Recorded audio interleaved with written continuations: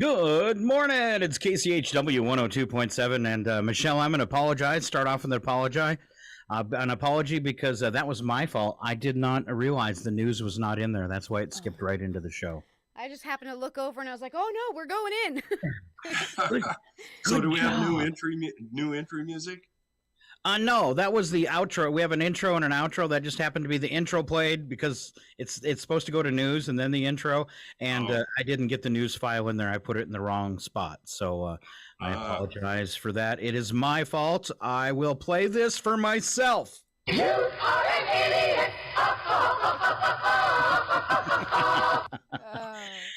Instead of the "oh no, we suck again." All right. Yeah, who needs the news? It's all depressing, right? That's right. There's nothing in there worth listening to. It We does have kind all of keep us kinds up of to news date on the anyway. things around us. I think I cut you off, Michelle. I said we have all kinds of news today, anyways. Okay, excellent. Well, let's start off with a little weather then. In Chihuahua, they say there is a marginal risk of severe weather today. Marginal risk. You know what that means? It's going to happen? It's going to hit my house. And just your house. Well, because That's it. we're Nowhere up, else. We're up in Loon Lake on the snow belt, so anytime we have like chance of rain or chance of snow, it like always lands on my house. So Gonna hit you. Yeah. Gonna Yeah, hit you. that's because my house has a halo and I push it south. Oh. well, push it further south. I need some coverage. Give it to Deer Park. Is that what you're saying? No, not She's quite that getting far. that lake effect Yeah. because I used to live in Loon Lake, and the wintertime, the winter never leaves. Yeah. I mean, it takes forever at least because I would hate it because there'd be no snow in Spokane, there'd be no snow in Chihuahua, but I'd still have 1.5 feet in my yard. It's that lake effect. Well, that's what you get for having a lake house. That's right.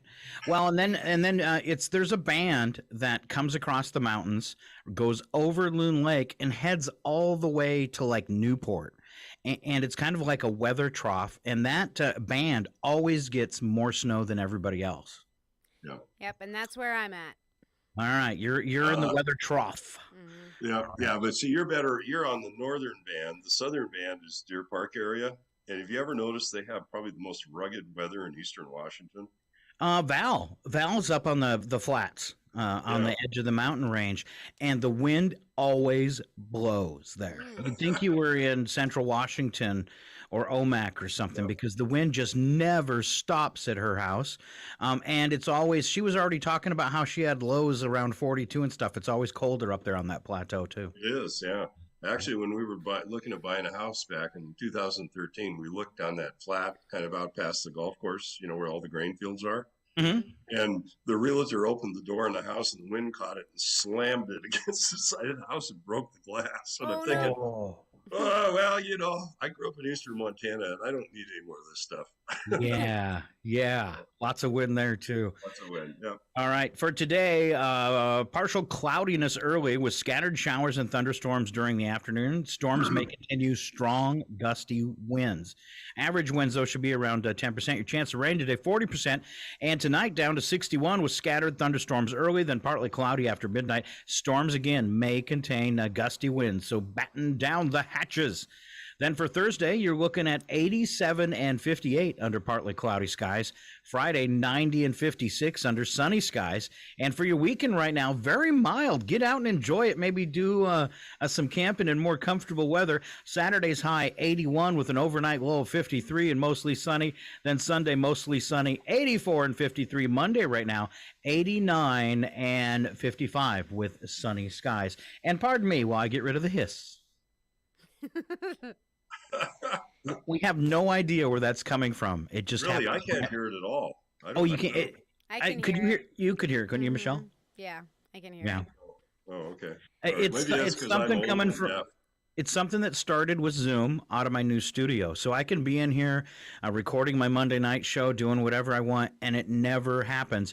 But when I go on Zoom, it seems like, I don't know, about every 15 or 20 minutes, this white is almost like hiss and wind comes in. And if I take my volume down for a second, it's gone.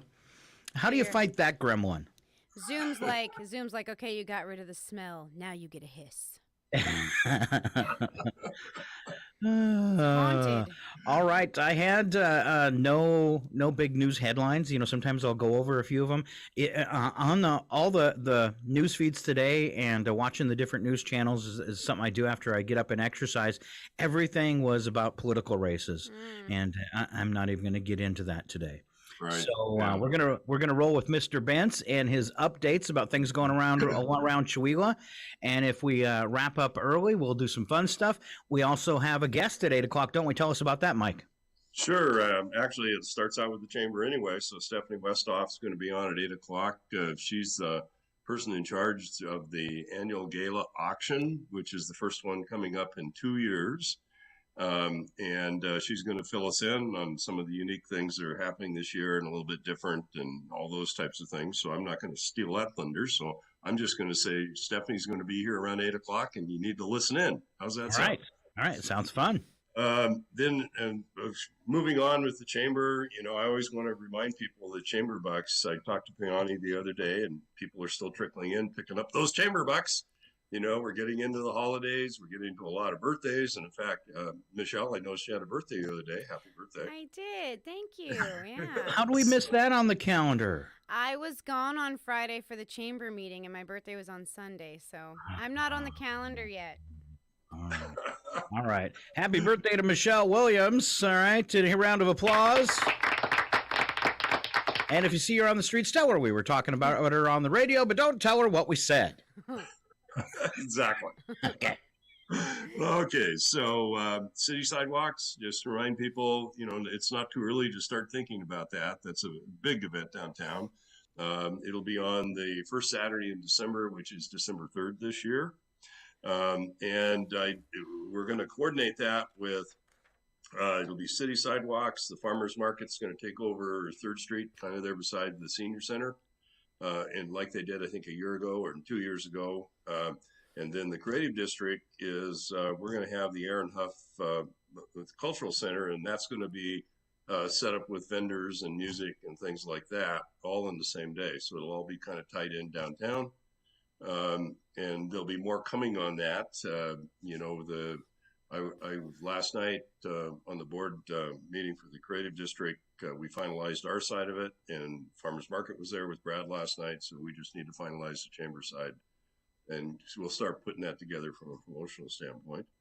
I always want to remind people the Forest Service is in the chamber office every Tuesday from 10 to 3. You can come down and talk to Eric about anything foresty with the National Forest. You can get all your permits, you can get maps, you can get tips, you can get all kinds of things. And I know it's only on Tuesday from 10 to 3, but if you happen to not be able to come by Tuesday, you can stop by Wednesday through Friday, and Peony has everything you need that Eric has, with the exception of anything that needs to be purchased, like Discover Pass would be a good example. And that's a federal government thing. In fact, I found out talking to Eric, there's only 2 people allowed in Colony National Forest that can sell those, believe it or not. Wow. So it must be some kind of control thing, with money or whatever. So, but yeah, they're doing it as a pilot program. They'd like to see a little bit more participation. And then part of that is, from a promotional standpoint, the chamber will focus a little bit more on it next year. Because it was kind of just dumped on our lap at the last minute type thing. It's the only place in South King or Stevens County you can get stuff for the Colville National Forest. So, okay. Boo Fest, excuse me, the marketing committee for the chamber is, we're focusing on Boo Fest. It looks like it's going to be the 28th of October, which is a Friday. And as we get closer, we'll start promoting that. Last year was a phenomenal success. We had, I think, somewhere over 800 people downtown. And so we're looking at trying to expand that out a little bit, tighten up some things we need to tighten up as far as traffic flow, allow some of the businesses that are a little bit further out that participated, trying to figure out how to get people more focused on that. It'll be a good time. And Brandon's not going to be the lead on that this year, but he's going to be our senior advisor. So, which means he'll still have his fingers in it, from that standpoint. So look forward to more of that. Shelley Stevens, of course, we had her set up for last week when I couldn't make it. And so she'll be coming on, I think, the second week in September. I'll confirm that tomorrow morning. I'm in a meeting with her. And to talk about the rural tourism initiative that's being put on by TED. And that's a big deal. It's funded from, it was actually the first funding coming out of the state. It's a tri-county tourism initiative that is going to focus on the various tourist activities in the tri-county, and then start putting maps together and itineraries together and stuff like that. And that's all. I think the target on that is to have that all up and running by the spring. So the way I envision it anyway, the way we're talking about it is there'll be 3 routes, basically kind of central tri-county, eastern tri-county, and western tri-county. And it'll feature various points of interest and all kinds of support material around that. So that'll be a great addition. So we want primarily to focus on Eastern Washington as a destination. And, you know, because people get here, and even the local people, if I went to Michelle and said, okay, Michelle, I just showed up in Chihuahua, what can I do for the next 3 days? That's a tough thing to answer. Yeah, I'd have to check all the calendars that I have. Yeah, exactly. And so what this will ultimately do is put together like packaged itineraries.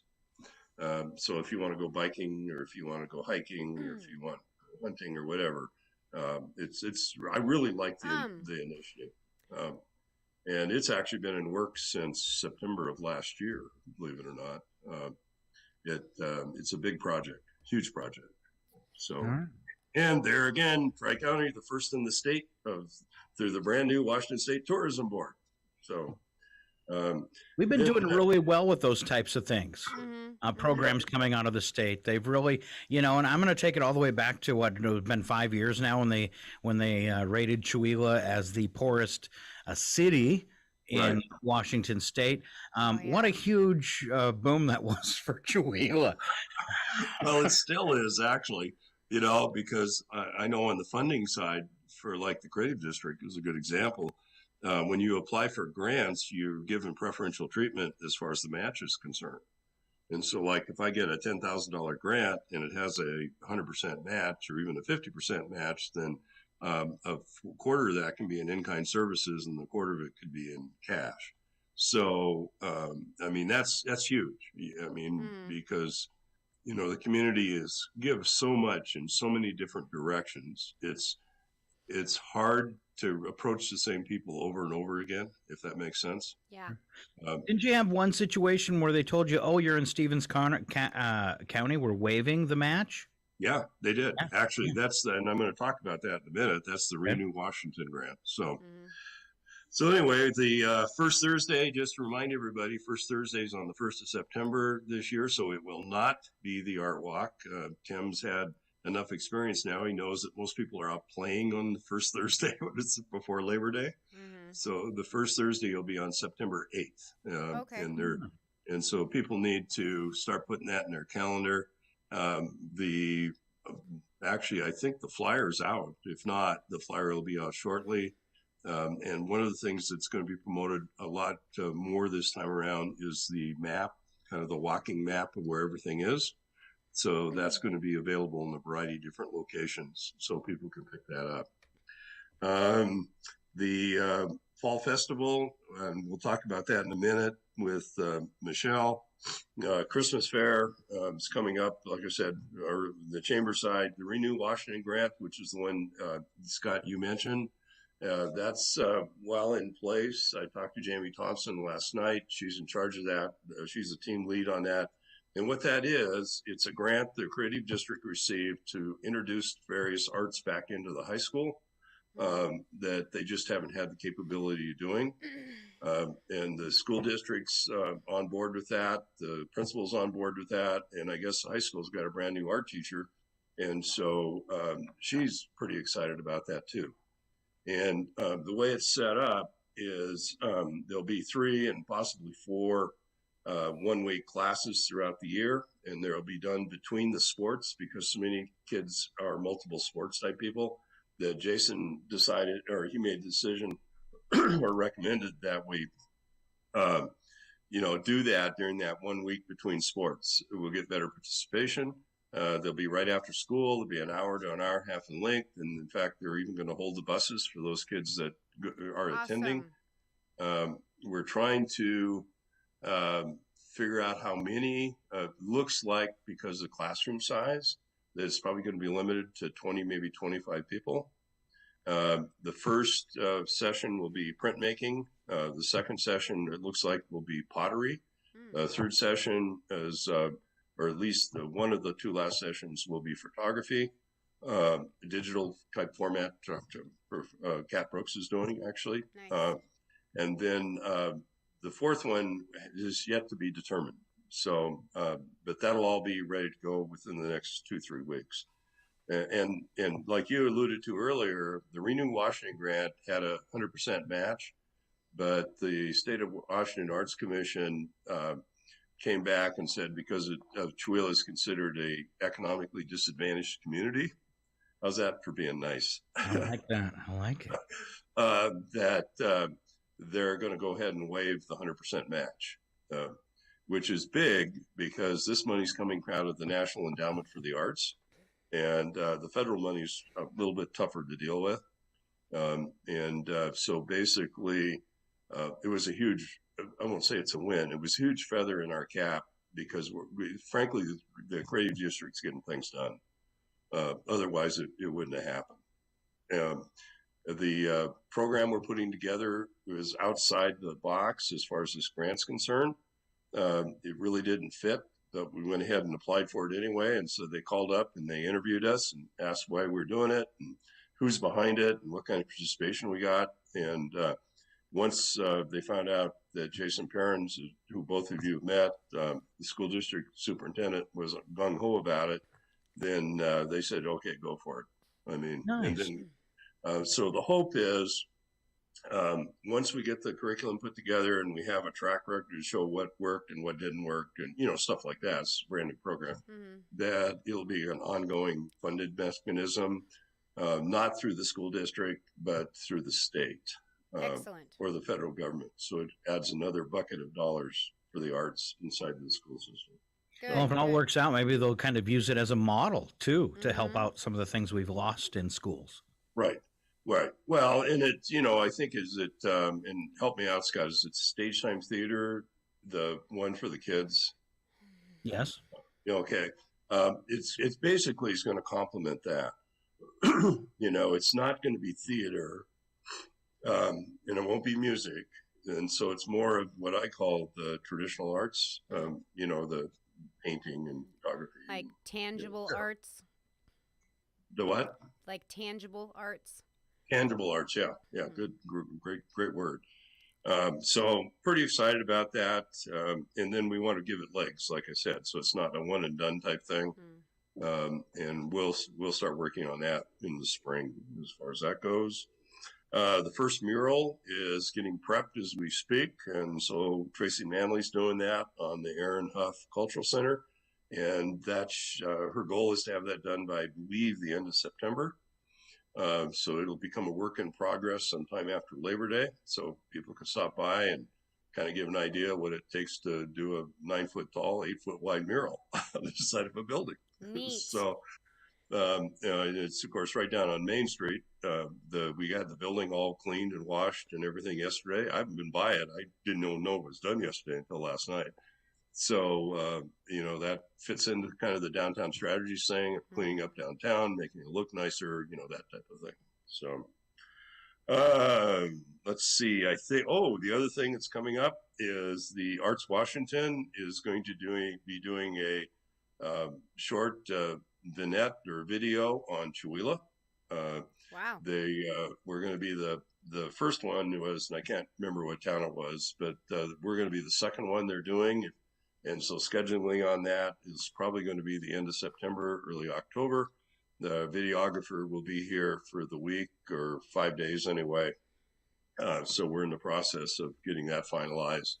It won't be talking to Annette Roth, what we're trying to do is get it focused on all the arts in Chewelah, not just the creative district, because I think they all pull together simultaneously, and through that, there's strength.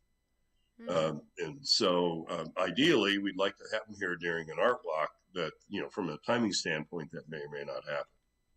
But it's not, Mike Bent's out there with his cell phone doing a video. They're actually going to have it professionally done. Wow, that's awesome. Which I'd will like more information on that as it develops. really, really nice. And then so it's going to kind of highlight the arts in Chihuahua, and then where will this video set or go? I can't answer that 100%. I do know it'll become a promotional piece on the Arts Washington side for the creative districts, because I think there's 11 of them now, another 4 or 5 that are looking at getting certification to do that. I'm pretty sure they're going to use it on the legislative side to get the legislatures up to speed, because they got a fair amount of funding this year from the legislature, and I want to thank Sally Short and Jacqueline Maycomber primarily. They really pushed that, and so that's how one of the reasons, in my opinion, the tourism board got refunded. But the arts are really starting to come about as a creative economy. And in fact, there's a series the state's putting together right now on the importance of the creative economy in the state of Washington. It's cumulatively, it's huge, and it's good, but it's all kind of been behind the scenes, underground, whatever you want to call it. And it's time for it to resurface. Well, if you want to keep that funding coming in too, you've got to bring it to the forefront and show it off and show the importance and show that the difference and the effects that it has had in the communities that have became creative districts. And otherwise, that funding, things are tight. So that funding, it's really easy for them to take it and stick it somewhere else. So you got to keep up with the importance. Yeah, and that's where you're right. That's where the forward-facing things got to never stop. But to give you a little anecdote here, about a week ago or 10 days ago, the Arts Washington had their board meeting in Spokane, and they had like a sip and chat, whatever you want to call it, afterwards at the Terrain Gallery down on, is it Monroe Street? I think it's Monroe. And so I asked Annette if we could come to it, and absolutely. So we had 6 people from Chihuahua show up at this.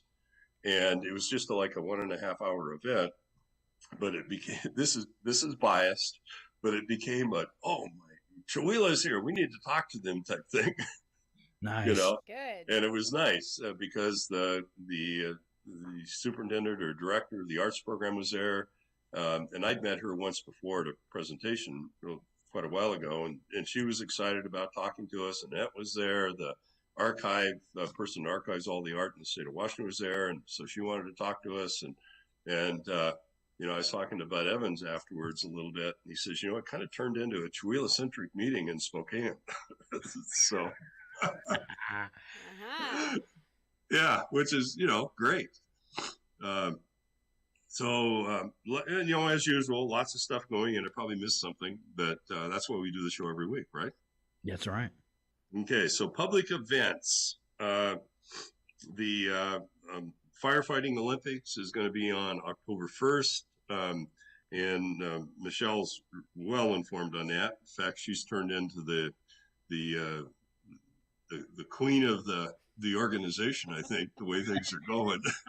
So, and Michelle, I'm going to basically just turn it over to you for just a couple of minutes, kind of explain people what it's all about, and how we're going to be involved downtown. Not so much the Firefighting Olympic side, but the good work you're doing in the downtown.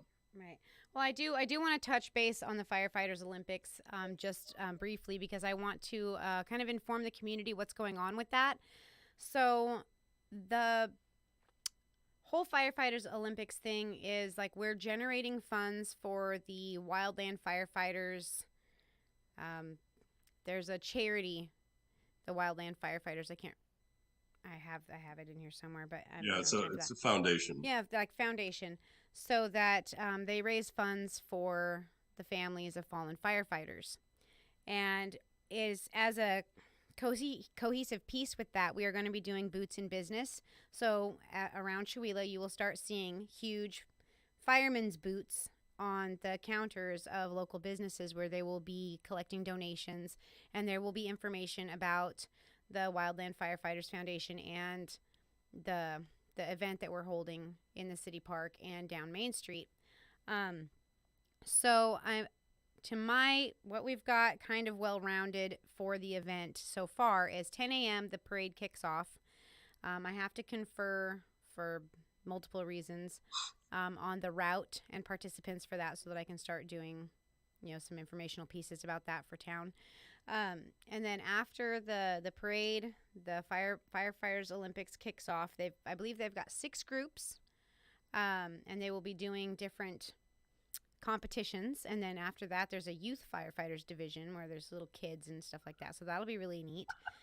And I know that the firemen will be doing their fire burgers in the park during that time. I believe Mr. Sub is going to be in the food, like where the farmer's market, that area. So there will be some concessions at this event. And then afterwards from, they're saying about noon, but I'm saying it probably more about 2 is when I'll be able to organize all of the vendors up and down Main Street. We have 106 vendor spots available. Some of those will be food vendors. I have not gotten confirmation yet on whether or not we're going to have a beer garden, but we're pushing for that. And then I will be bringing in some music, and we're going to have a big farm-to-table style, like, dinner table that's going to stretch almost the entire block between Sporty's and Fired Up. So it'll be like the town will come together like one big community family to sit at a table and have dinner. And it's like the imagery of it is just really, really amazing. Like, I love the whole community inclusion, concept that the mayor's bringing into this. And like, we're all on this like little vision buzz of how it's going to be so beautiful. And I really hope that we can pull it all together and make it as amazing as I know we can. And my team has just been outstanding in getting the flyers and all of the materials together that I'm asking for visuals, so I can explain what it is I'm trying to bring to the table. So it's not just me. I have an amazing team, and I have to shout out to them and give them thanks for all of the hard work that they're doing as well. But as All far right. as Yeah. And what jumped out at me was actually Main Street's going to be closed for most of the day. It is, yes. And that's a big deal for those of you who've been around a while, because, Main Street's an arterial to begin with. And to close that down takes a little bit more work than just throwing up barricades. Right. So I imagine you had, since it is the road up to past the ski hill and over to Usk, that you had to get DOT approval for this? Yes, we did. And we have a route scheduled or plotted out for 5th Street. There will be detours and stuff like that. And I believe the city and Mike Frizzell and those people are taking care of all of that, the logistics on that stuff. But from what I'm looking at, and like I said, nothing is set in stone yet as far as where everything's going to be placed. But I do know that we will have certain elements. We will have a kids' alley where there will be children vendors. So please make sure that you go and check that out and support our entrepreneurship in our rising little people in our community that are kind of, following our example, which is awesome. And we have a touch a truck component where we're going to bring in some fire trucks and our local fire people, and the kids will be able to explore that. And since it's all centered around, the Firefighters Olympics, I thought that was appropriate to have, down in the kids area. We did speak to the senior center down there, and they're going to talk to their board and see if they want to do something fun in there, like a bingo or a cakewalk or something like that, And so that whole element right there will be another little arterial component to it that will help bring people all the way down the Main Street vendor area. I'm trying to set up attractions all the way down it so that you have plenty of seating to stop and rest and kind of check out the whole street. I don't want everything clustered at one end so that half of it gets missed. I want everyone to be able to see all the amazing stuff that Tooele has to offer and make it accessible and not too much for people to walk the whole distance. Well, hats off to you and to our mayor for coming up with this, because a lot of times in cities, you don't, it's the community groups that pull the events together. Mm. And it was really nice to see the city come out and say, hey, let's do something every quarter and kind of make up for the loss of Chautauqua. Right. And I think it all fits in very well. We've got to, when people show up for something like this, we've got so much more, just our art component in Chewelah too, for people to Right. see and enjoy as well. So Right. it's exciting, and I'm kind of sad I'm not there. And I really have to say too, like, shout out to Justin Schramm, because he was really the one that got the original schematic down and kind of brought it to the table with the chamber and with the mayor and everything. Like, logistically, we can do this if everyone can actually be of that mindset of, hey, let's do this together and we can do this. So he really pushed and kind of put himself out there a little bit, kind of, bringing some new ideas to the table amid some pushback, whatever. But, but he really, he Well, I was talking to Sharon Ludwig the other day, because she's the senior advisor for this. Right, she is. So, and we were talking about it, and she said, Mike, what's impressive to me, if you look at the table where the people are parked, inside the city office, because they have a 10 o'clock in the Monday morning meeting every week, the average age is considerably less than what it's been in the past. Mm-hmm.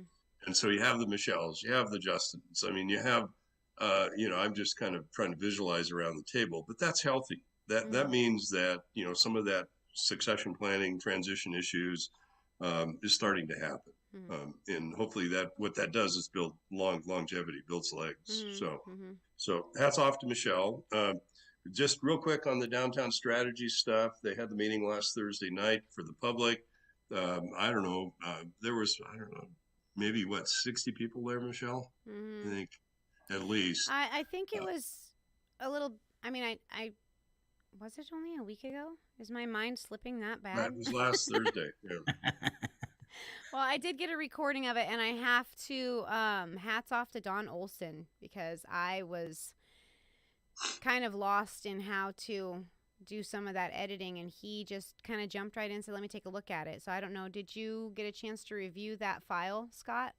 I just listened to the beginning of the end of it, and I aired it on last Saturday morning at 9, like we'd kind of talked about it on the radio. Yeah, so. Thank you for jumping in and doing that. I've been kind of sideswiped by a whole bunch of stuff. But I was there for the meeting, and there was a lot of really, really good stuff, a lot of good community involvement. And I really think that with Debbie Akers and with our mayor, Greg, I think they're really coming from a place that has Chewelah's best interests in mind. Because when you look at what the things that they brought up, like the market potential for the area and other investors looking at our area as a place where they want to invest and buy property and then push their brand and their businesses in our area. If we don't take the initiative on this and we don't step up and say, actually, this is our town, and if you want to be a part of this, like, we're gonna be more selective. We're gonna choose which neighboring businesses or neighboring corporations, are going to be able to be a part of what we're building here. And it really kind of, we get to take ownership of the Chewelah brand and what kind of a community we want to build here. And I think that is really forward thinking and really amazing. And I think that he's going to get a lot more people like me that are younger entrepreneurs that want to see their businesses be successful and want to be a part of this, because he has that whole idea of an inclusion of the community and a togetherness growth plan. And I think it's great. Yeah. Michelle, what you just said is, I think, hit the nail right on the head. If we don't establish our own brand, somebody will. Exactly. And you saw that with the Dollar General store that's going in, on the south end of town. That's a pure business decision. It has nothing to do with branding of the community. Right. And there's really no mechanism in place right now to stop that. So a lot of this downtown strategies is developing that brand and developing the rules around that brand so you can control your growth.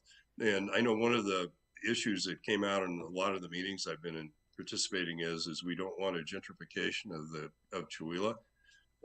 And I don't believe that's happening. But on the other hand, unless you put controls in place, it will happen, if that makes sense. Absolutely. I mean, Well, let's say you got a bunch of big box stores, like with what you're talking about. You might not want them in your community. You might want to control them. What I've seen, around the country for a lot of towns, let's say, that are more arts oriented or tourist oriented. One of them, like I spent some time in, was Fort Collins, Colorado. The entire state of Maine has done this, where they're worried about appearances. And one of the basic things they do to protect the appearance of their community or their town to keep their image is limit signage. And they limit the height of signage. They cut out billboards and all that kind of stuff. So when you drive into that town, it's pretty trees. Everything looks warm and inviting, and it's one of the things they just put in to protect the appearance of their community and take control of it. And Maine did that. The entire state. It is one of the most beautiful places I've ever been. And one of the things they did is no billboards statewide. Yeah, that's impressive. I know that signage but like not just billboards, but like decorative signage that kind of tells people where things are in town is one of the components of the downtown strategic plan. To kind of, because we have a lot of visitors that come through. We're on a highway that goes from Spokane to Canada. We have a very high likelihood of traffic from people that have no idea what's here. So to have some decorative, but I like the idea of making it like a themed signage so that it all kind of matches and looks the same, and then throughout the entire town you have this aesthetic of like a picturesque kind of artsy whatever design we come up with, so that it will be the same throughout all the town. And I think it'll be all right. I do like the idea. I mean, if we don't have a whole bunch of big box stores, we don't really have the need for huge billboards of advertising that they're going to sponsor and not make it part of our theme, and it'll just be big and ugly and wonky in the way. But and we've got to move on here pretty quick, but basically the downtown strategies, when it's broken down, one of the areas it talks about is what Michelle just mentioned, a common theme from color palette to style of building to the signage to streetscape. I mean, there's a lot of things that are involved in that. And as we're moving into the second phase of that, the power of having somebody else working on the plan is the accountability thing. I mean, I got a call from Greg yesterday or the day before when I was on the road, and he called me up, and he's trying to he was working on me to volunteer for something. So but because he sees the power in establishing teams that have designated responsibilities, and that's what this does. I mean, it's kind of like the creative district board meeting last night. We were talking about wayfinding signage and things like that, and the stuff off Main Street, I think is fine. But I told them last night that we need to hold back until the downtown strategy stuff comes through. So we're complementing, not contradicting. Come to that table with your ideas. Exactly. Just be present in all of that. Because right now, I mean, at that meeting, he asked for people in the community to sign up underneath those pillars. You get the entire creative district on design, and you got a win right there. Right. Yeah. How do you not have a win with that? Right. Exactly. So anyway, a couple more things since we're coming up at the top of the hour here. The Taste of Chihuahua is back on October 28th. That's sponsored by the Arts Guild. They've got the flyer. I saw the flyer on Facebook. I haven't seen the physical thing yet, but basically they got the vendors throughout town where they're going to be doing a variety of different hors d'oeuvre type things, for lack of a better term. And they'll also have an auction tied into that, both a live and a silent auction. It's in the afternoon. I think it starts around 5 o'clock and goes to 8. sponsored by the Arts Guild. So you'll see more information on that. And then on the golf course side, just a couple of things. The annual championship is this weekend. So on Sunday, if you want to see some excellent golf, we've got a couple of people that are perennial players in that are well known. The 54-hole tournament's coming up the second weekend in September, and one of my most favorite events, Romp and Roar. Romp and Roar. The annual Lions Club fundraiser is on September 17th at the golf course, and this is a fun time. I mean, to give you an idea of the itinerary, it starts in the morning at 8:15 with grog for everybody. It's served from 8:15 to 9:30 or while supplies last. They have team dress-up things. There's snacks and drinks and drink tickets. Barbecued pork lunch is provided in the fee. Scavenger hunt. Designer beer glass from Portside Brewery with the drink ticket. And guess who's providing the beer? Who? Courtside Brewery? And there'll be top prizes for golf and things like that. It's it's an event that since I've been here, it's a big deal. They generally sell out, so you want to get a hold of the golf course at this point and get your tee times established. You get signed up for it, and it goes on regardless of the weather. I've been out there where it's been beautiful weather, and I've been out there where you had to have a main rain jacket on. So. There's a couple of fun things to give you an idea how much fun you can have on the one of the holes. The tee box is up elevated and the green's way down. And so that hole, you don't use golf balls, you use bowling balls. I love it. I love it. Yeah. And it's fun time. And then one hole when you tee off, you have to be sitting on a toilet. One hole will have, golf or golf, I guess, it's got frisbee golf. I mean, it's, and if any of you, all of everybody on this call probably knows Brian Ross, and he's the main person behind this. And if you know Brian, you're going to have a good time. All right. It sounds like some of the ideas might have came from Tom Walters too. That's all I'm saying. Like okay. Teeing off from a toilet. All right. Lions do a great job, too. And don't forget, just on a side note, that they're coming up on their fall push for the Lions Club calendar, and that's where we get all our birthdays from. You can find out more details. We've got a link on our website at kchw.org. Right under their Lions Club National link, there's a PDF that you can get on the Lions Club calendar. There you go. Very good. All right. Anything else, Mike, there before we go to break? I think we covered my list pretty well. All right. I'm going to hop out. As always, when people say there's nothing to do in Chihuahua, they must be dead. Well, and it's really cool. I mean, looking at the next couple months, it's like we're back to normal. Oh, and Scott, I've got some really awesome surprises for you because the radio station is going to be involved in some of these events, and I'm super excited for it. Nice. Good job, Michelle. I've got some good ideas. So I just got to reach out to a few people and get a little bit more information. But, yep. Before you spill the beans. Yeah. All right. And Marion's listening on Facebook this morning. She's totally impressed with what we were talking about. She said, wow, this all sounds crazy amazing. Michelle, what a great job you're doing. And what a great vision. All right. Thank you for chiming up there, Marion. Yeah, I appreciate that. Honestly, I really kind of feel like I'm a dunk tank victim. Because I've just been immersed in all of these different things that people have been working on for so long already, and it's a lot. There's just a lot of really amazing people in Chihuahua that have been doing this for a very long time. I'm happy to be a part of it, and I'm just trying to keep up and incorporate what I can. All right. After I'd say about 8 years of this, Michelle, you'll finally learn how to say no sometimes. Probably not. Well, I remember the first time I said no to Diane Evans. That is the one person in town you do not.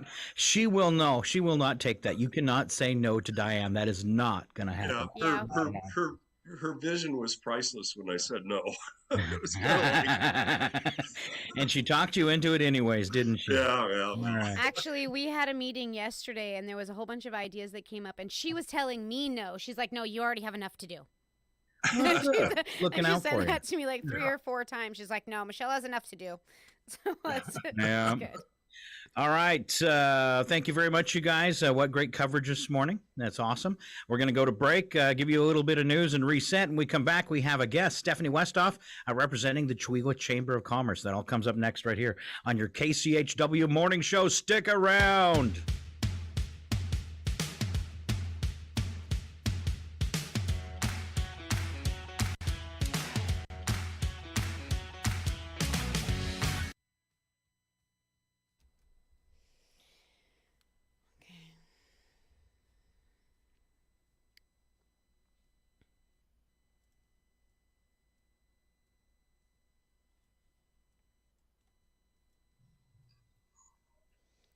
I'm going to quickly set up this window.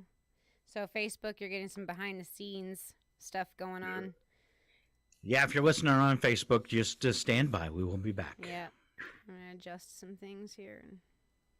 So our little chatter's still going out over Facebook. Yeah. It's the new way things are set up, so we can do this all remotely. Is when we're on break. If we do any chatting, it does go out over Facebook. So Okay. there, you've been warned, Stephanie. Good morning. Hi. How are you? Good. How are you? Good. Thanks for joining us today. Oh, not a problem. See, I'm going to have to adjust some of this. Let's see. Maybe if I just... You need help? Maybe. I have to toggle between the cameras to do it correctly to make sure that I have it all. I think if I do... So Stephanie, you're hearing all the background engineering. Yeah. That's yeah, fine. There we go. I got it. Thank God I have a beeper on my phone that says get to work. So we got a list of stuff to talk about. Did you have anything that you really wanted us to that you thought of afterwards? Mike did send out an email to all of us. Did you have anything extra that you wanted to hit today that you want to be asked about? No, we had a meeting last night, and it's just really donations and filling seats for the auction. So I think that's the biggest concerns that we have, just because we've been hiatus for 2 years. Makes us a little nervous that we're not going to have either enough donations or enough people to purchase what is donated. So I need to make something from the radio station side, maybe an announcement or something. That would be great. We'll get that covered right now, and then we got the video too. And if there's something in there, you can add it to the community calendar. That'd be a good spot to put in a reminder. Yeah, that's kind of what I was thinking. Yeah, you want to jump in here because I've got the window in the right spot, but I'm trying hard to get to your image in there with theirs. Oh, because I changed it. I think I'm just fooling you because I put up so people couldn't see me. I put up a logo. So let me. I like the logo. You like the logo better than me, most people do. Yeah, Is that what you're looking for, Michelle? Well, yeah, but then Where are you at? I'm still looking at the other side of Minicam over here and trying to get you in the lineup with everybody else. It looks fine on our end. Yeah, Are you you get a looking at the different view than the Facebook people feed, though? online get. Oh, So why aren't? Oh, I see what you're doing. Yeah, trying to get you up there. You got to stretch that box More? all the way. Yeah, and you got to hide. So on the lower one there, where you all three of us are, Mm-hmm. you should have a blue. See that blue box popping up? We need to do hide self view. Gotcha. Okay, move your thing out of the way. But then we might lose you, huh? No, it doesn't look like it. There you go. Very good. That's so much better. All three of us. Yeah. Now, if you make it the whole box wider or narrower, it can put all three of us together where you could do a 4-box, but we're running out of time. So just stack us all three on top of each Yeah, other. I think we're good. Like Hollywood squares. Okay. But if you change the Zoom window and made it smaller, it would move us all and give two, one, and then two on top of each other. And then you could insert your box down below, but we won't worry about that right now. I think we're good. Let me check the Facebook feed, and we're all in. Yep. Like We're all in. squares. All right. All right. Now I'm going to take a momentary sabbatical. It's all right. We've got 3 minutes left. Will you send the news back down the line? Yep. And for the rest of you and Stephanie, when you hear the theme music, we'll be going live. Yep. Thank you, Facebook, for standing by. Yes. Industry that's valued at roughly $500 million. But many believe this is more than just a business deal. Adani is believed to be close to Prime Minister Narendra Modi's ruling BJP party. That's why many are concerned that if he takes over NDTV, the TV channel may become a government mouthpiece. A unit of the Adani Group has acquired 28% in NDTV and is looking to buy 26% more, making Adani the de facto owner. The journalist couple who own and run NDTV say they haven't been consulted in this transaction. Ishan Garg, New Delhi. From bureaus worldwide, this is FSN. With FSN Spotlight, I'm Simon Marks, looking in more detail today at the latest news of disruptions in the aviation industry. British Airways has cut 10,000 short-haul flights between this October and next March. The company says it's a fresh effort to minimise disruption after chronic staff shortages caused massive problems for travellers at the height of the summer season. Lisa Minot is travel editor for the UK newspaper The Sun. The schedule was first published back in 2021. Now, that was pre the war in Ukraine. It was pre the energy crisis. And British Airways also have been struggling to get themselves back up to full strength since the pandemic. So there's the 10,000 flights that are going to be cancelled all the way up till March. Hopefully these will not impact people as much as they think it is in terms of holidays. They've said they're going to try to protect holiday destinations as much as possible. And it'll be on routes where they've got multiple frequencies on the same day. So they'll basically take a flight out to maybe Amsterdam, Berlin, places like that where they have lots of flights each day.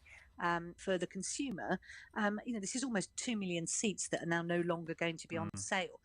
It is going to mean an increase in flight prices because there just won't be as much choice out there. There are concerns other airlines may follow suit, and only a few weeks ago, the German carrier Lufthansa warned its frequent flyers there would be no return to normal before the middle of next year. With FSN Spotlight, I'm Simon Marks. To recap the top stories, Ukraine's President Volodymyr Zelensky has vowed to liberate the country as the nation marks its Independence Day and the 6th-month anniversary of Russia's invasion. A group of Japanese politicians has pledged to continue to support the self-governed island of Taiwan, and India's richest man looks set to acquire a major TV news channel in what appears to be a hostile takeover. That's the latest feature story news. Laura Macon-Isherwood reporting.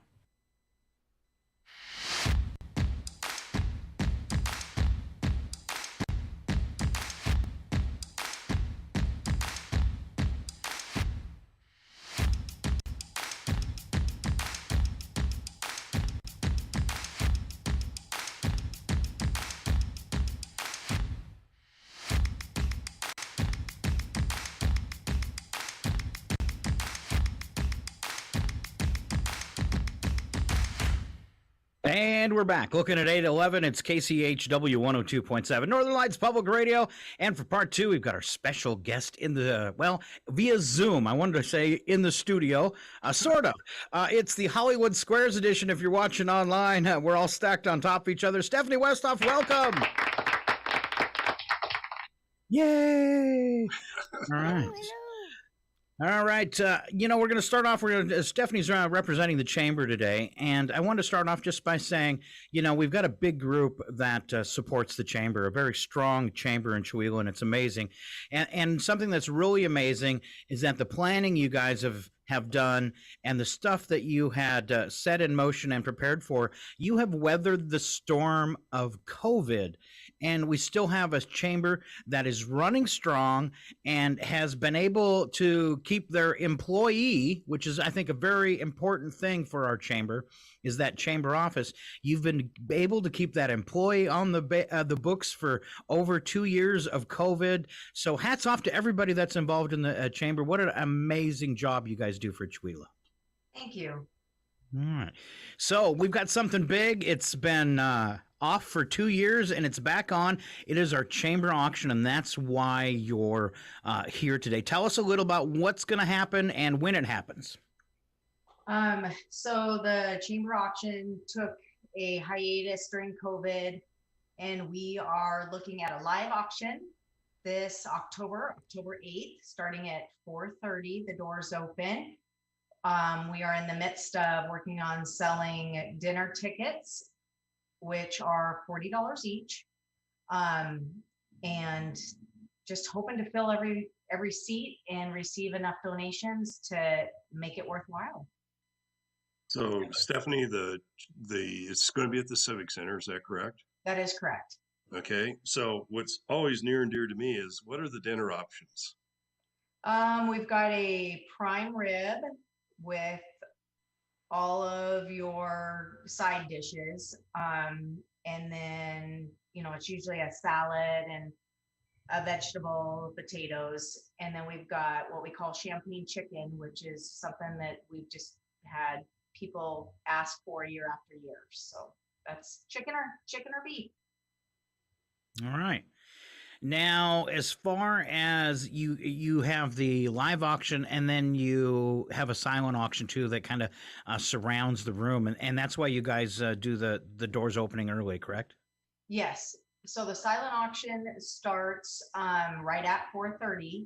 As soon as you get your number, your bidder number, you can go in, you can bid on any of the silent auction items. And then we close that out right before, about the time we're actually getting seated or taking our plates to get seated.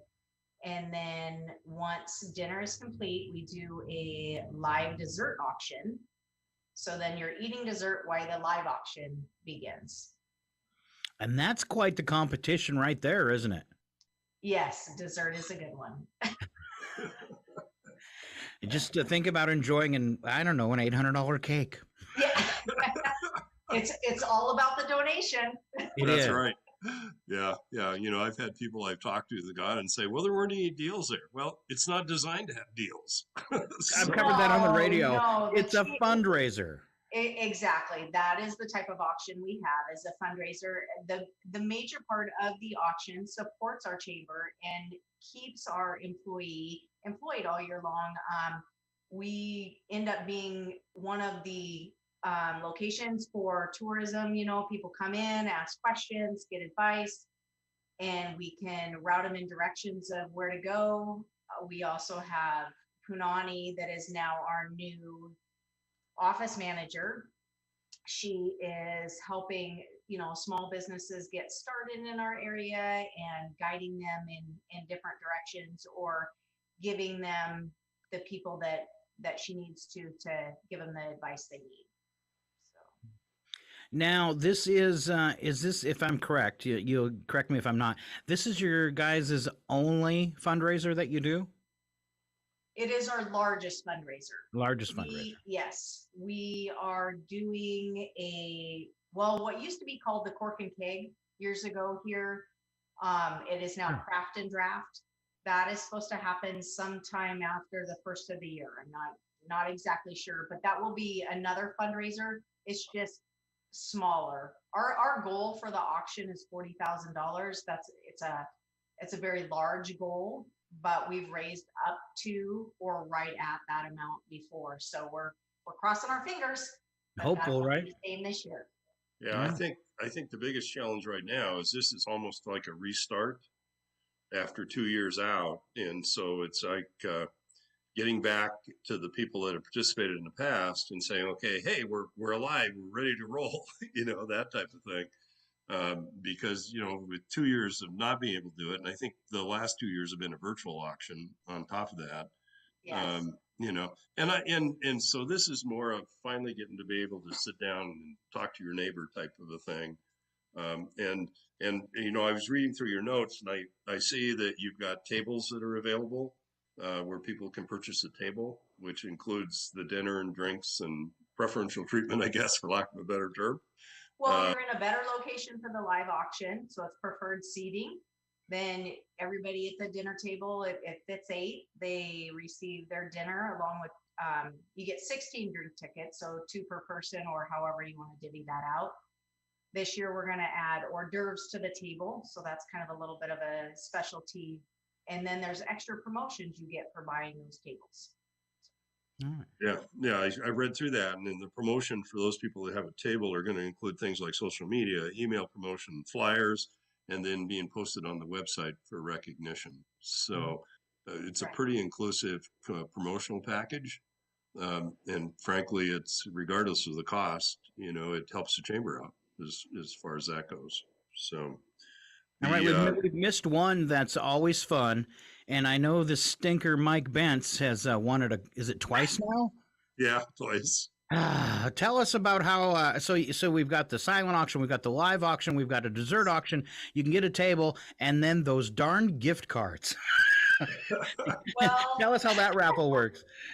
We ask all of our chamber members to just reach out to their friends or local people, even beyond local, that would want to donate a gift card. And we create a gift card basket. It ranges anywhere from $1,400 to $2,000 worth of gift cards in that basket. And we raffle that off. So we take a month basically to sell tickets. We sell tickets at the auction, and then we draw the winner.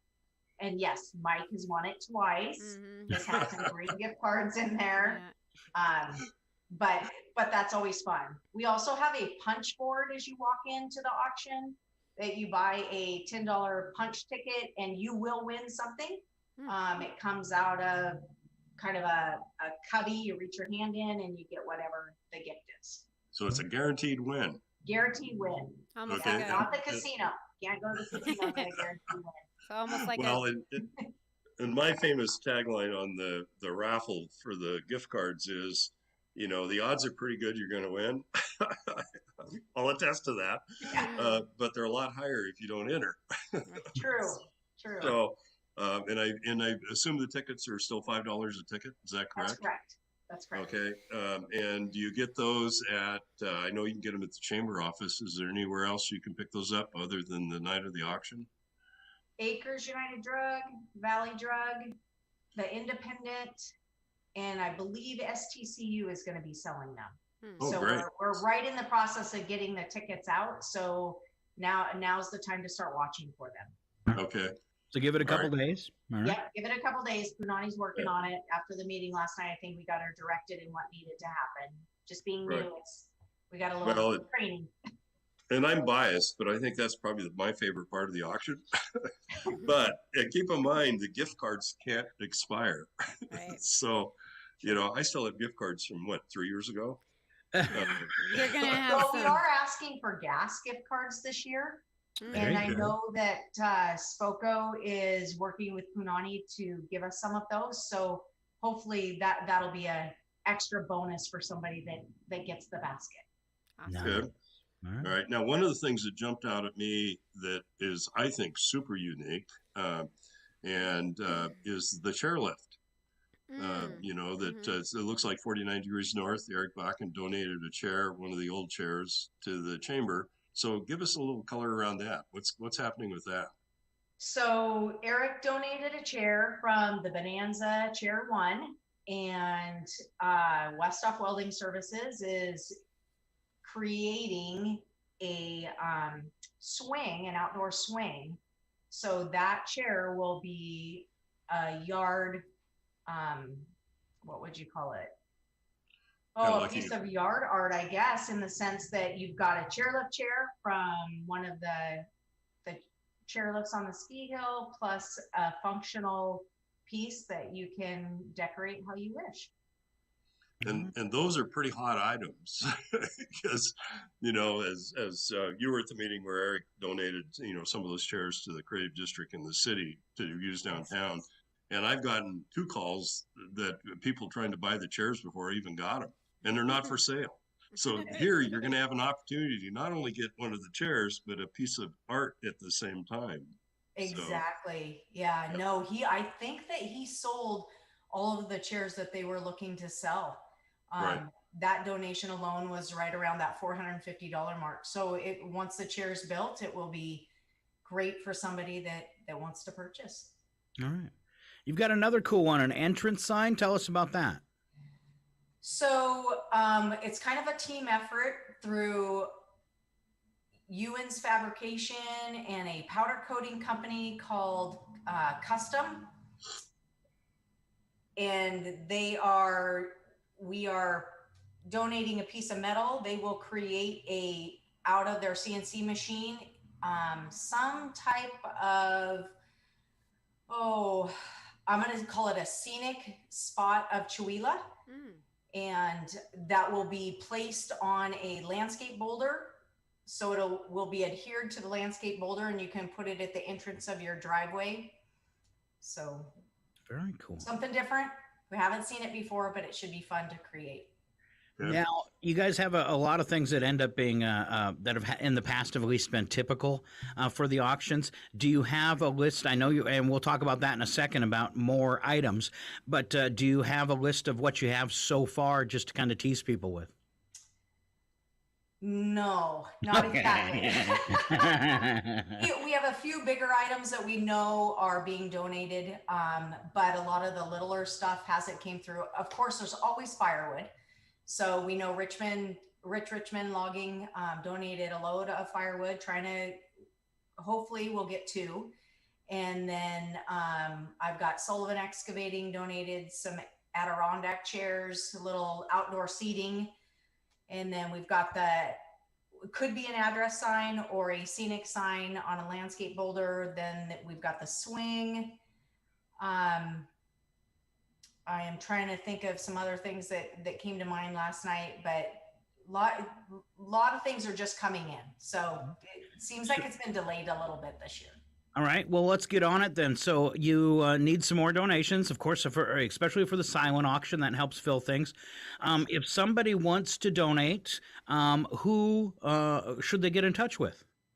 The chamber office. She's there Tuesday through Friday, 9 to 2:30, I think. She has a little bit of time off for running some errands and stuff and lunch, but that's the main part of the time she's available.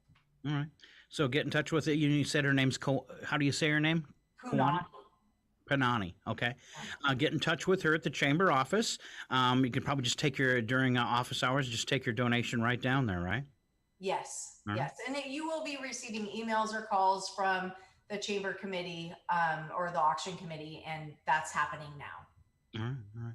I was talking to one of our board members, and she's going to be delivering you guys a certificate for a month's worth of program sponsorship for the radio station too. So great, and something there too. So get in touch with the chamber office for donations. Let's talk about the tickets. You can get the tickets to the actual event. They are $40, and they are available. Acres, Valley Drug, and the Chewelah Chamber office. Are there any other locations that we might have missed for that? Possibly the Independent, but that was going to be confirmed today. So just let's stick with the 3 for now. Acres, Valley Drug, and the Chamber office, and those are $40. Now, in the past, you guys have let people just come in and bid on silent auction items without attending dinner. Is that still available to happen? As long as there's a room, anyone's available, or anyone's welcome. Yes. Okay. All right. Have we missed something that you really wanted to get out there today? Just we are looking forward to having a live event. I think that's our biggest thing. So come, enjoy yourself, have a great dinner, bid on something, and support Chewelah. Do you have your auctioneer lined up? That was my question. Yes. Steve, that has done it in the past, will be doing it again this year. Now, Steve knows a lot of people in Chihuahua. He's got some connections here from, probably 50 years ago when he was in high school playing football against Chihuahua. So he knows a lot of people in the area. And if you've never attended one of the auctions, Steve is a show all by himself. Yes, he is. So not only do you have the auction and all the raffles, you also get a show because he is not just an auctioneer. That man is an entertainer. Just to recap on that so that I can make a mental note, and if anyone else missed it, what is the date for that again? October 8th. Okay, perfect. At 4:30 at the Chihuahua Civic Center. Perfect, thank you. And tickets will also be sold at the door. Is that correct? Yes. Okay.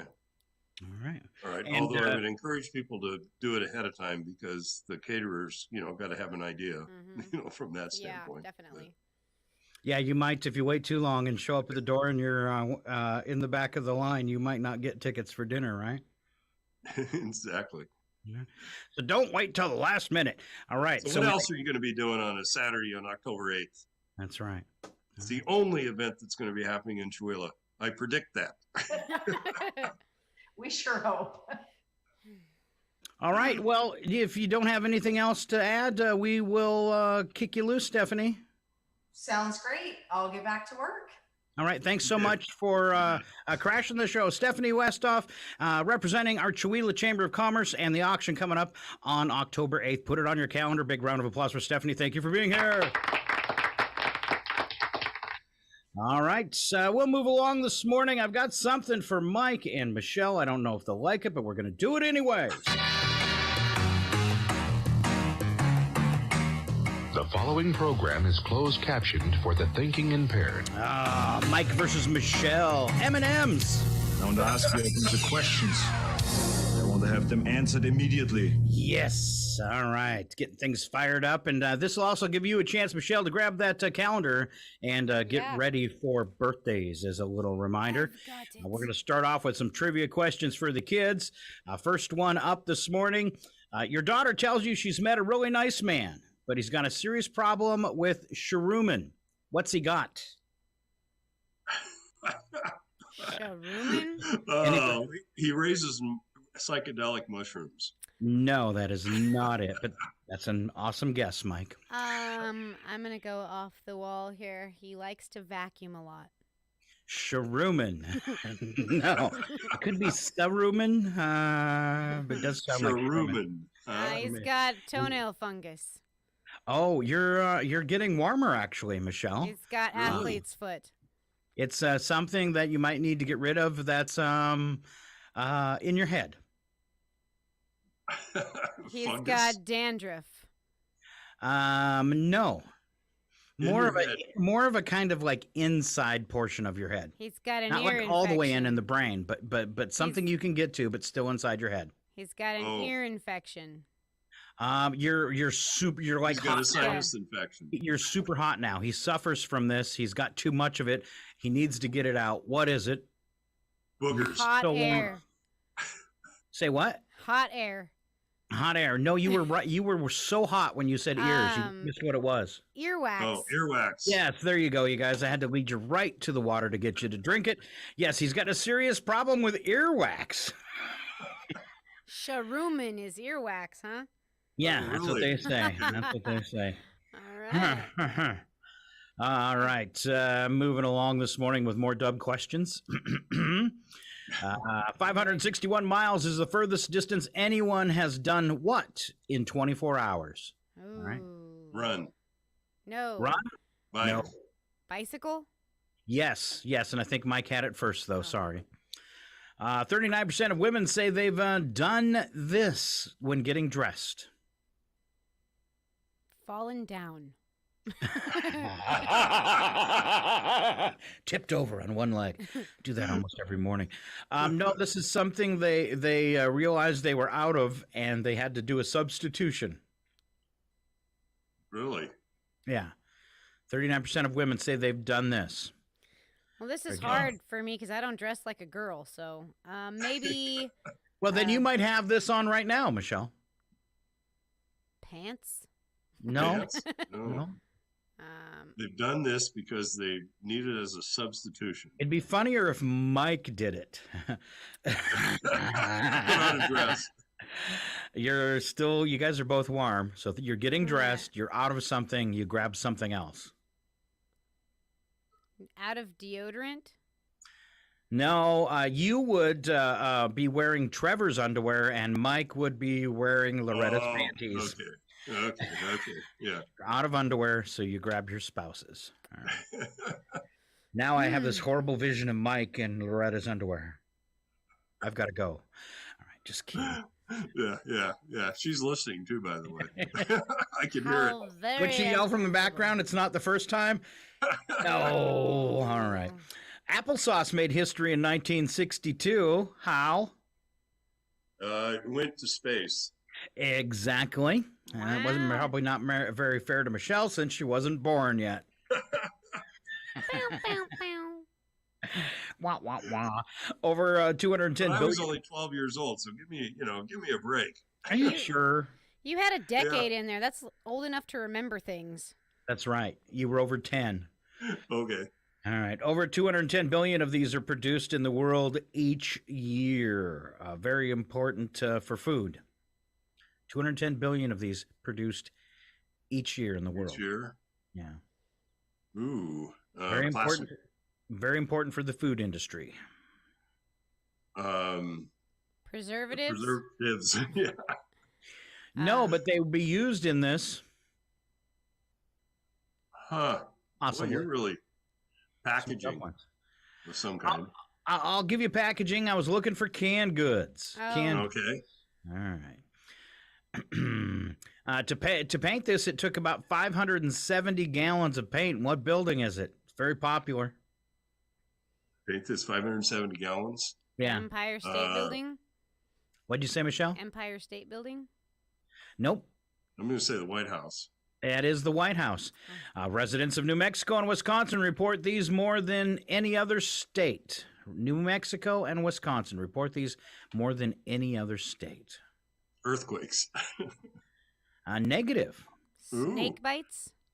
Say that again? Snake bites? Snake bites. Negative. That was a good one, though, especially for New Mexico. Yeah. Okay. Look up. Oh, Milky Way stars, shooting stars. UFOs. Negative. UFOs? Yeah. Is that what you said, Michelle? Yeah, you got it. UFO sightings. New Mexico and Wisconsin, top reporters of UFO sightings. A third of Americans are unable to do this trick with their hands. What is it? Double jointed thumbs. By the way, I on one of the social sites, I put up an ad that says I'm looking for a thumb wrestling partner. Third of Americans are unable. You're really reaching. Yes. A third of Americans are unable to do this with their hands, and it's not thumb wrestle. Clench their hands. Negative. And it's not the Mr. I saw Michelle on Facebook put up the Mr. Spock sign. It is not that.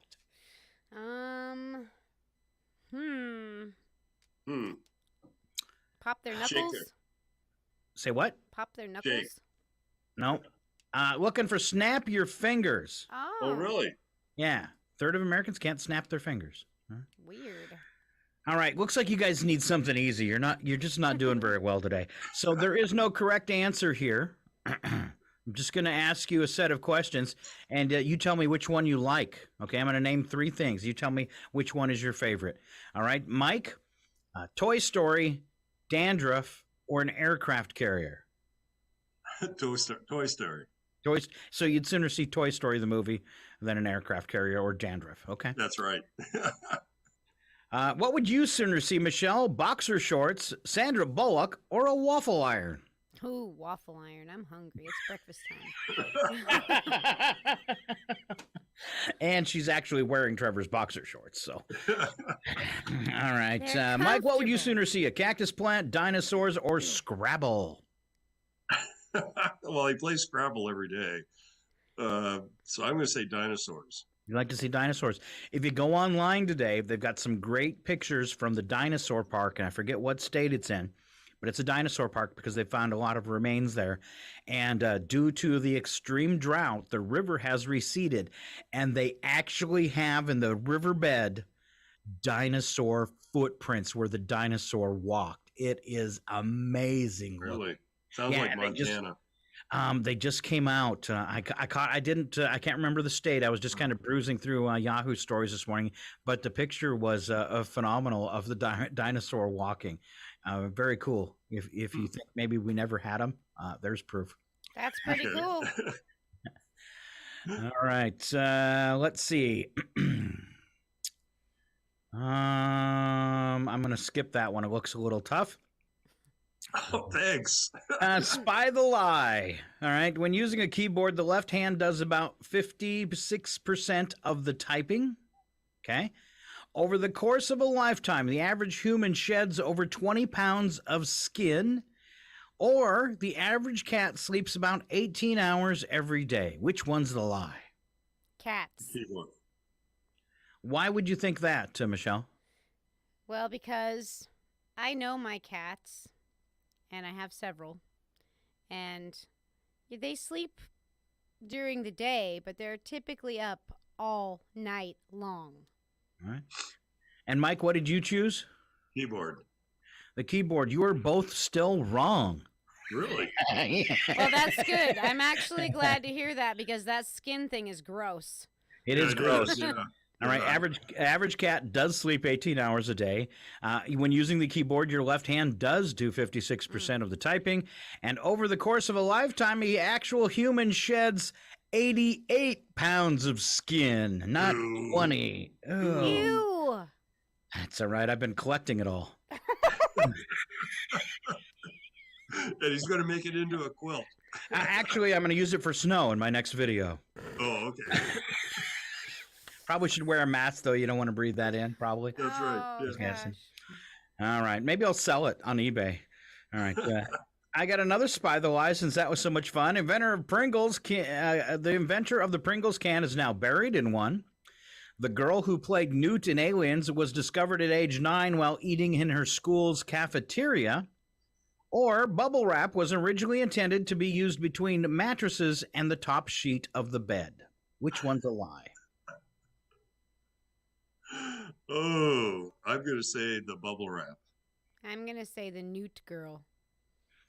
No, she was. She was discovered in her school cafeteria. And she is now, this is how old that movie is, she is now a 4th grade teacher.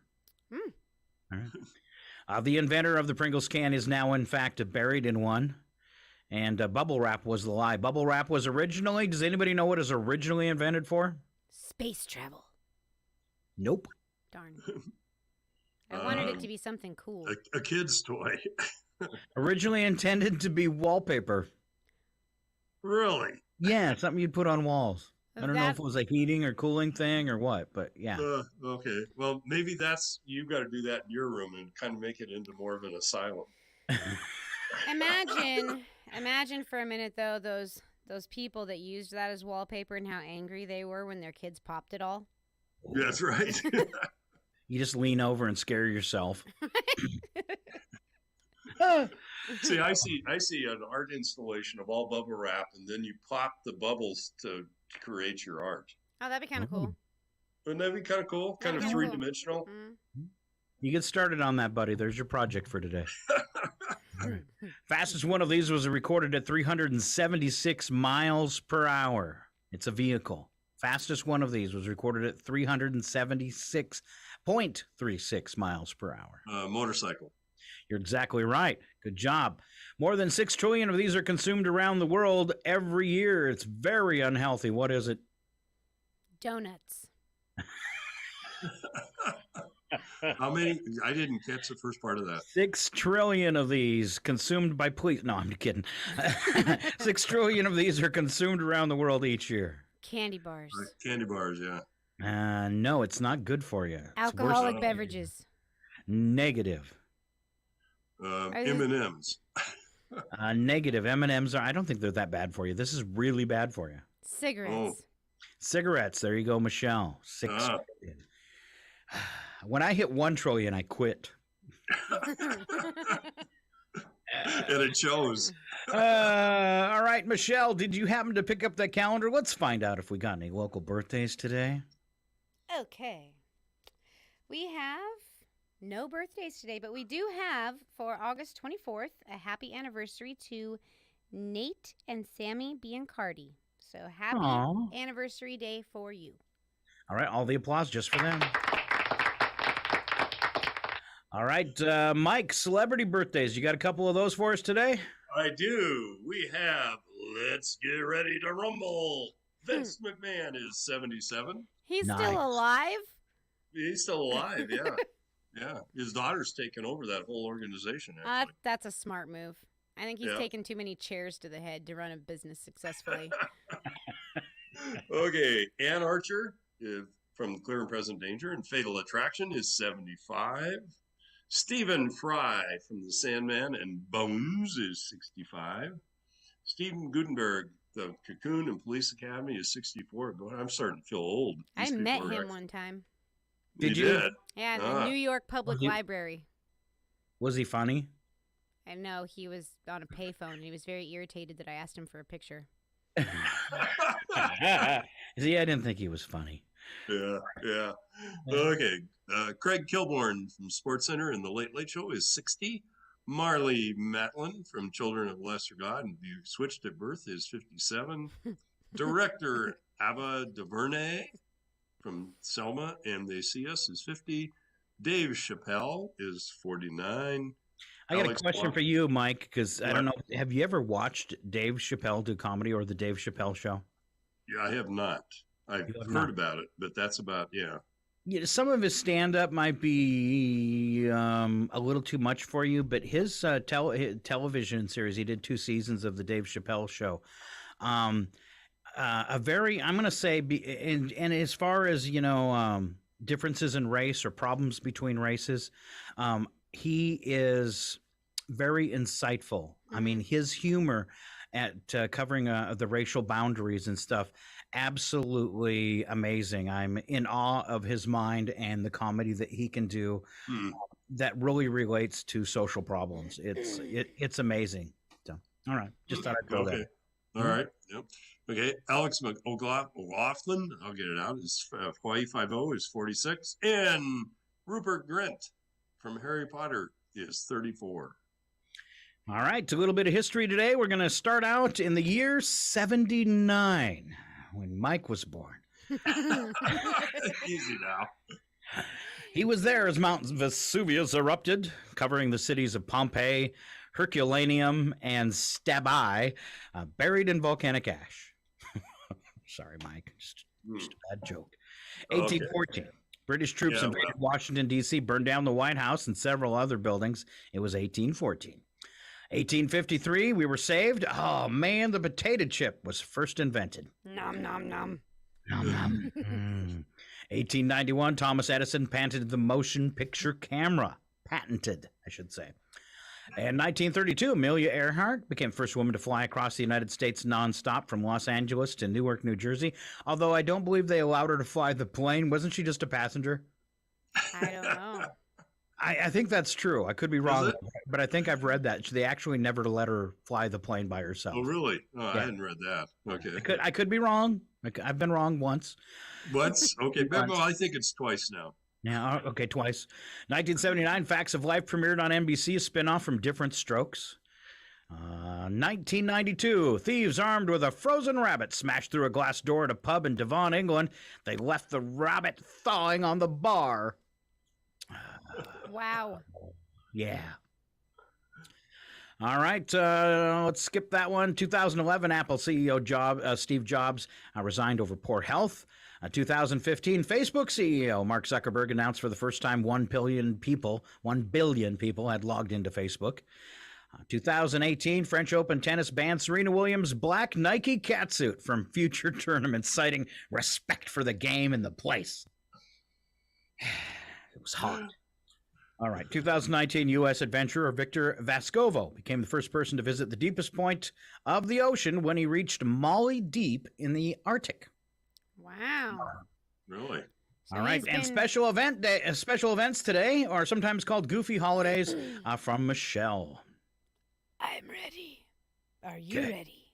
Yes. Today is can opener day. Were you ready for that? I lied. I'll have to go in and practice with my can opener. Yeah. You can do it uh, while you listen to like Arctic Monkeys or something because it's Strange Music Day. Speaking of strange music, you can log on to NASA. They have a recording. I didn't think there was sound in space, but apparently they found a way to record it. They have the sound of a black hole. I know. I was reading that this morning. I want to go check it out. It's very kind of creepily eerie. I think I might be able to pull it up while you continue. Yay! It's also Knife Day, which you'll need to cut Peach Pie Day. Ooh, one of my favorite days. Now I'm really excited because it's Waffle Day. I'm so hungry. See, and you wanted that waffle. I know, I'm so hungry. I see a common theme here. Yeah, I know, right? Shooting Star Day. I think we're approaching the ends of the Perseids meteor shower. So, yeah, if you get a chance to get out there and take a look at the night skies, you might catch a few. Right. Weather Complaint Day, which I was doing this morning, talking about the weather hitting my house. So I'm ahead of the game. Okay. All right, and the last one, International Day Against Intolerance, Discrimination, and Violence Based on Musical Preferences, Lifestyle, and Dress Code. That's a busy day. Yeah. Yeah, I always take heat when I dress up in that barbershop quartet outfit. Darn. I'm sorry, I shouldn't make jokes. All right, here comes that sound. Stand by.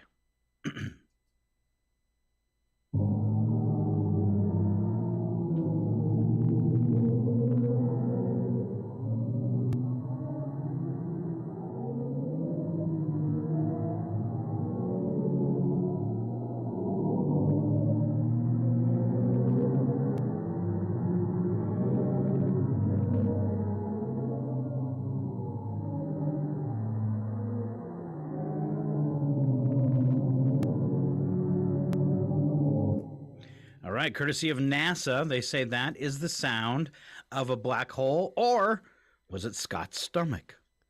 Well, I'm sitting here listening to that, and I think, well, man, that's creepy. Is that looped, or is it just one audio track, or do you think it's looped? I don't know.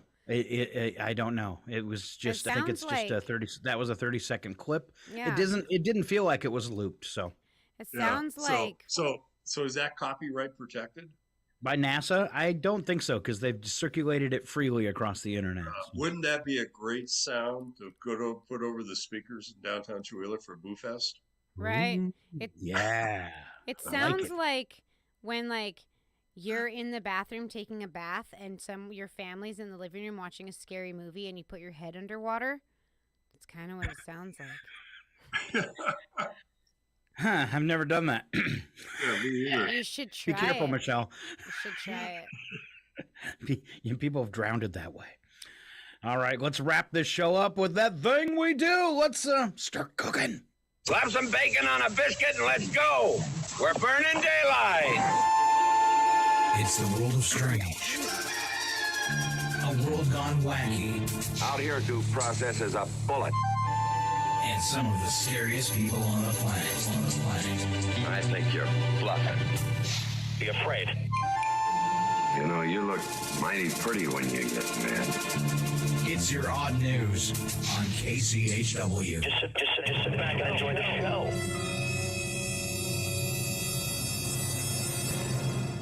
All right, we always warm you up to get you started with the news attack, where the first sentence is a true story, and the second sentence, big bad joke. And Michelle kicks us off today. Yay, I wanted this one. Okay. Thanks to right-wing threats, the IRS will have to launch a full security review of its facilities nationwide. I suggest a new law that says if you threaten or harass an IRS agent, you get a free tax audit every year for the rest of your life. But I also kind of like that. On a side note, though, I think that they're bluffing and they're really just too afraid to tell all those people that haven't got their taxes yet that they're out of money. Could be. Mike, Oh, a woman in France caused a crash with a police car because she was driving while reaching in her bag of fast food. Oh, but she said she really had no choice but to eat while driving since she was running late for the airport where she works as a air traffic controller. Oh, man, that does not bode well for her job, does it? No, not well. Oh, I'm glad I got this one. Survey shows Americans maintain an active sex life even beyond 80. This is great news for you, Mike. I'm not 80. I know, but just something to look forward to. Oh, all right? Okay. But the problem I have with this, let me get it straight. Somebody's actually sleeping with Mitch McConnell. Ew. Ew. Ew. Sorry. It's the best joke you'll hear all day. He looks like a frog with a toupee. You're right. And he sounds like one, too. All right, Michelle. Survey says Americans maintain an active sex life even beyond 80. Trying to figure out if that's 80 years or 80 miles per hour. Because what a way to go. Back to Mike. Okay, a recent study found that 2 of every 10 teens have hearing loss, and they don't know it. And it's darn near impossible to tell which teens are losing their hearing and which ones are just ignoring everybody. I think it's probably the latter. I think it's probably the latter. That's probably true. Right. Researchers say college freshmen aren't getting enough sleep. Quite a shock, I know. In other news, college students are not getting as much beer either. It's a lie. That's just, I think it's great. College freshmen aren't getting enough sleep. Well, welcome to being a grown-up. All right, a British survey found that the average woman spends more than $68,000 and 2 years of her life washing, cutting, coloring, and styling her hair. Boy, I'm behind the times. And the average man spends 2 years of his life waiting for her and another 2 years saying, it looks fine. Now, can we go already? Yeah. I often wondered when I get asked, well, how do I look? How do you answer that? You look great. Yeah, always. Don't specify. That's right. Okay, well, a recent study found that if you eat a high-fat meal, you can actually reverse the potential damage by exercising. Okay. After a high-fat meal, the only exercise I'm likely to get is undoing the button on my pants. All right. Mazel tov. All right, moving on to the world of wacky but true. We don't add anything to these stories, but perhaps a movie drop. Still wondering why your pizza never turned up? It may have been your delivery driver who an officer clocked at twice the speed limit. Canadian police tweeted on Monday how not to deliver a pizza, drive 2 times the speed limit, well on your cell phone, and without car insurance. They added, this kind of driving is dangerous in all caps, and your pizza will probably never make it. The speeding charge alone carries an automatic 14-day vehicle impound. 14 days without your car, and a 30-day driver's license suspension, plus fines up to $10,000, and at $300 a day at a typical impound. Imagine how much that is going to cost you to get your car out. He better get a better job than delivering pizza. I think you'd get so bad that you might have to actually just leave your car in the impound lot and give it up at $300 a day for 14 days. All right. Here's the Joker before he got his job. I can't believe we drove around all day and there's not a single job in this town. There is nothing, nada, zip. Yeah, unless you want to work 40 hours a week. Okay. All right. I think we're on to Michelle. All right. This is a car thief story that would make Florida car thieves proud. A 36-year-old man stole a Mazda sedan and proceeded to get stuck on the stairs of a bus and train station in Spain. The car thief drove the Mazda 6 through an access road meant for city buses. The driver smashed the car through the double doors of the station and rolled down some stairs where the car became stuck between the handrails. The thief escaped through a window but was later apprehended. First responders had to winch the sedan up a staircase. I actually have, let's see if I can grab it. I have a picture of this. Yay. Stand by. There we go. Bonus if you're watching online on the website or on Facebook or YouTube. There you go. He actually tried to drive it down those stairs and got it wedged. That's awesome. What a jerk. Huh. I wonder what sound effect I had for him. Let's see. Oh, it was this one. You are an idiot. All right, Mike, you're up. Yours was much better. Okay, in Detroit, 3 kids, all under 16 years of age, attempted to steal multiple brand new Hellcats straight from the Dodge factory. Detroit police caught the kids, ages 11, 12, and 14, in a storage lot at a Dodge plant. The kids had been attempting to break into Charger and Challenger Hellcats that were stored in the lot. The cars they were trying to take were worth between $80,000 and $90,000. The police are still trying to figure out whether the kids were doing it on their own or working on behalf of someone else. Wow. Yeah, wow. Actually, I read a story on that. That's pretty prevalent, believe it or not. Young kids? Yeah. You know, their cars are being, especially the Hellcat and the Chargers are being stolen out of the manufacturer's facilities. Are they big enough to drive these cars? I'm barely big enough to drive a Challenger. Exactly. What is this, Newsies of 2022? Well, and you got to wonder, like they said, are there adults behind it? Because Right. the kids will just, you know, go to juvie for 30 days or something like that. Right. Or maybe get their hands slapped where an adult would end up in prison. So they're talking kids into doing it. Or are kids today just that wily that they'd go out and try to steal a Hellcat? I mean, that's a pretty specific, Right. you know. A lot of Yeah. times these car, whatever rings that steal cars or these chop shops or whatever, they have specific lists or whatever, you know, that they're looking for specific well, parts. And those or- are fairly hard to get cars. So something tells me somebody was behind it. So I don't know, though. When I was 14, if you said, here's a stolen Hellcat, want to drive it? I'd have probably said, okay. Maybe not. I was kind of a chicken. What is your grandson, huh? Oh, wonderful boy. Nice boy, all right. He's a good boy, I'll tell you. Now I know why tigers eat their young. All right.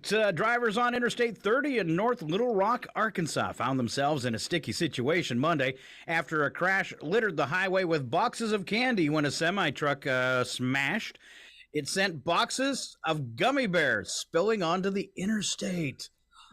Oh, God. Wow. This is the best thing I have ever put in my mouth. Yeah, highway gummy bears. Followed by a headline that, for some odd reason, the whole highway is full of squirrels. All right, and that's back to you. Speaking of livestock, a Malaysian villager who took a second wife was ordered by a court to compensate his first wife and their children.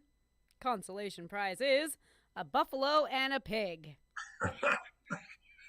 Wow. okay, I'm not going to touch that one. Wow. You are so cheap. I really hate to have to say this, but it is the thought that counts. Yeah, and these are the results of a really cheap, crappy thought. Okay.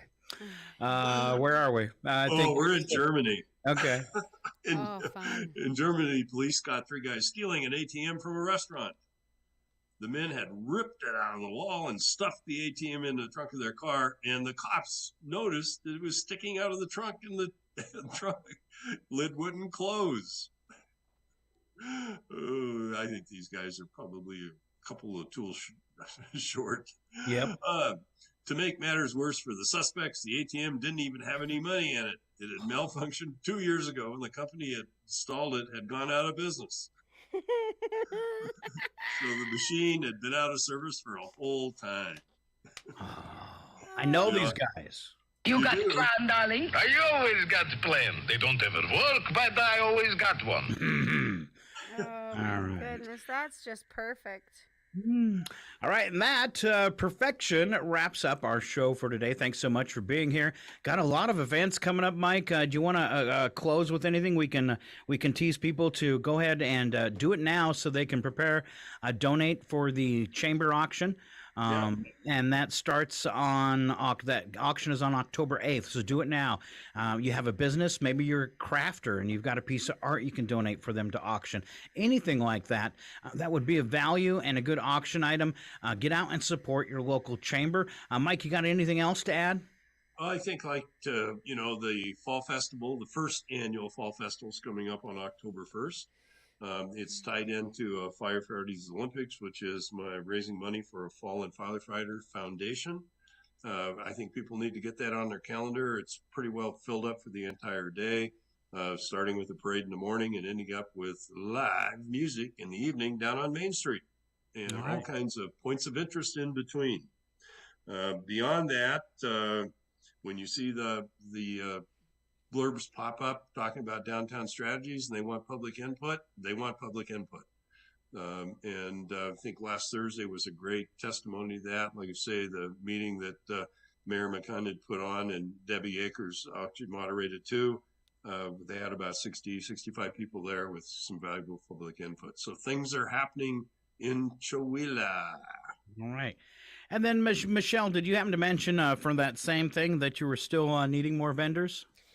Yes, vendor registration is open. I have the vendor registration form. We have converted it into a Google Docs format, so I can email the link out to people, and I will begin doing that today. So hit me up on Facebook or message me, email me at Michelle Williams 509 S as in Sam, finest, FINEST @gmail.com. Can they call the radio station and get through to you too? Yes, absolutely. Please do. All right, and that's 509-935-6627, 935-6627. Other than that, I want to thank you both for being here today and to give you both a big round of applause. There you go. Enjoy your day. Keep on listening to Northern Lights Public Radio, and I leave you with these. The time has come for someone to put his foot down. And that foot is me. This concludes the broadcast from World Control.